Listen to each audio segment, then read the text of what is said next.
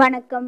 இந்த தொகுப்பில் நாம் வியாழக்கிழமை அன்று நம் வீட்டிலேயே குரு தட்சணாமூர்த்தியை எப்படி நாம் வழிபட வேண்டும், இதனால் நமக்கு கிடைக்கக்கூடிய எண்ணற்ற பலன்களை பற்றி இந்த தொகுப்பில் நாம் பார்ப்போம்.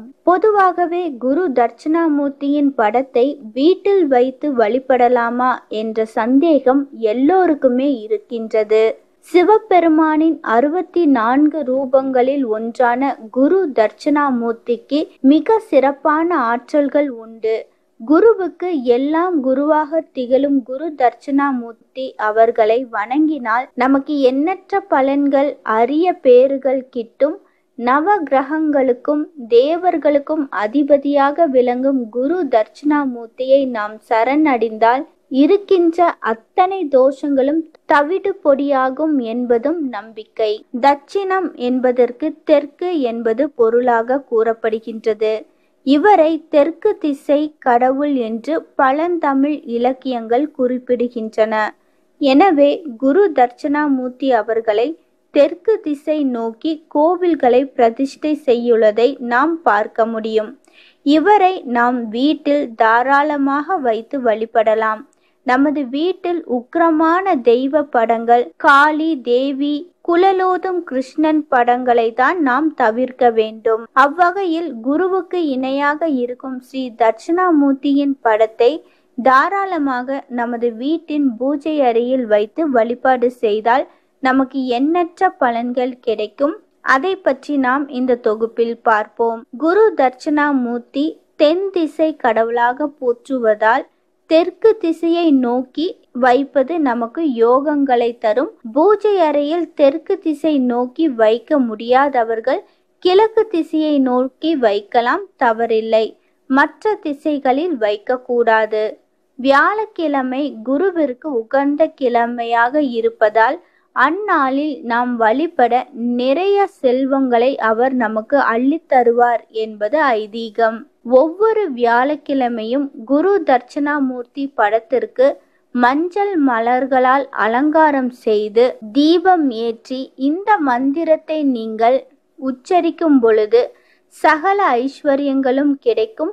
மேலும் நீங்கள் ஏதேனும் ஒரு புதிய விஷயங்களை செய்கின்றீர்கள் அல்லது அதை நோக்கி பயணம் செய்கின்றீர்கள் என்றால் இந்த வழிபாட்டை நீங்கள் செய்வதன் மூலம் சகல கலைகளும் உங்களுக்கு வித்வானாக விளங்குவீர்கள்.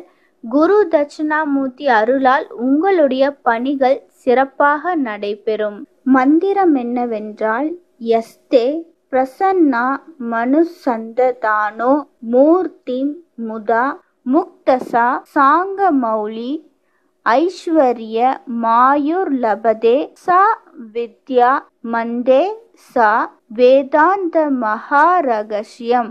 யஸ்தே பிரசன்னா மனுசந்ததானோ மூர்த்திம் முதா முக்தசா சாங்க மௌலி ஐஸ்வர்ய மாயுர் லபதே சா வித்யா மந்தே சா வேதாந்த மகாரகசியம்.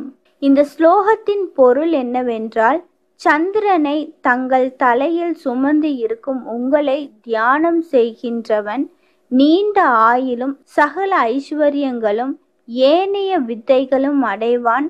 இறுதியில் வேதாந்தத்தின் பொருளாக உங்களையும் அடைவான் என்பது பொருளாகும். குரு தட்சணாமூர்த்தியை வணங்குபவர்களுக்கு வாழ்வில் ஐஸ்வர்யங்களும் நீங்கள் அடைய நினைக்கும் கலைகளும் அறிவு என்னும் ஞானத்தை நிச்சயம் உங்களுக்கு அவர் வழங்குவார் என்பது ஐயமில்லை.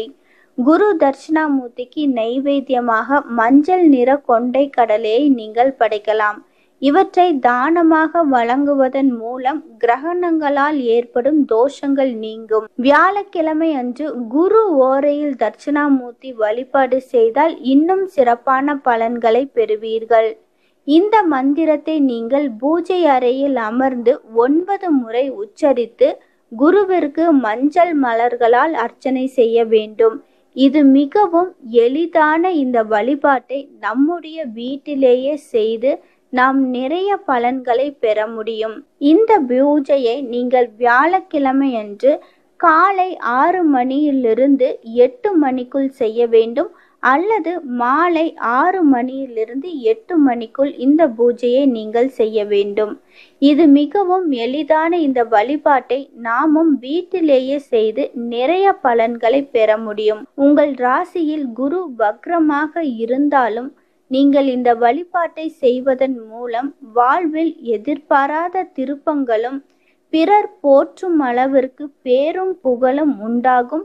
குரு தட்சிணாமூர்த்தியை வழிபடும் பொழுது உங்கள் வாழ்வில் கிடைக்கக்கூடிய எண்ணற்ற பலன்களை நீங்கள் கண்கூட உணர முடியும்.